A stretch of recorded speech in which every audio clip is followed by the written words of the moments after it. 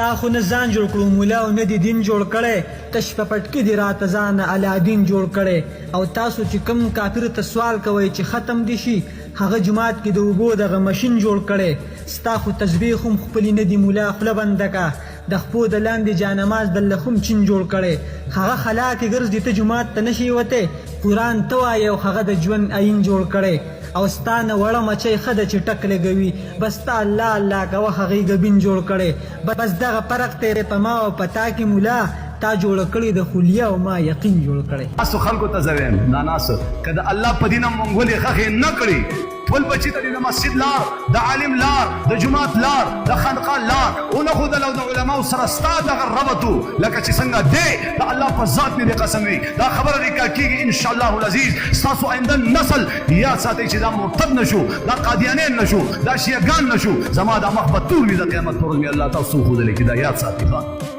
قادیانین کیږي با دمان او اجراګان هغه لرې خبره ده دمان اجراګان دا څه فرق نه ورځي قادیانین کیږي با شیعګان کیږي با مرتد کیږي با ملحد کیږي با د الله د ذات نه به منکر کیږي دا یاد ساتئ او ټیټۍ به زما ستا په قبر کې شروع وي ټیټۍ ولې تی مشر وي که نه مشر وي زما بچی دی زه به ورته سمه لار ښیم زما بچی دی زه به له په عقیده محنت کوم زما دا خبرې خو غلطې نه دي کړ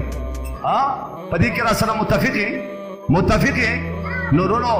درخواست کوم دا پیسې موږ او تاسو له څوک راکوي عزت څوک راکوي دا بچي چا راکړي دا چې کوم الله تعالی پیسې درکولی شي بچي درکولی شي واپس یې نشي اخیستی دا پیسې زما محترمو باس ٹیم وہی کبھی عرش پر کبھی فرش پر کبھی ان کے در کبھی در بدر غم عاشقی تیرا شکریہ میں کہاں کہاں سے گزر گیا یاد ساتا وہ بابا نندر سر یو روپے دوشتا خدا سی شوی دی چې مالدار الله غریبانان کړی دي غریبانان یې مالدار کړی دي عزتمند بی عزت کړی دي بی عزت عزتمند کړی الله کولای شي نن موږ او تاسو سره موقشتا زما اراده زما جذبه زما نیت او محبت دارے چې انشاءاللہ زب خپل تن من زب خپل مال خپل اهل او عیال انشاءاللہ د الله په دین قربانوم انشاءاللہ په دې کې به تاسو مالا سات راکوئ انشاءاللہ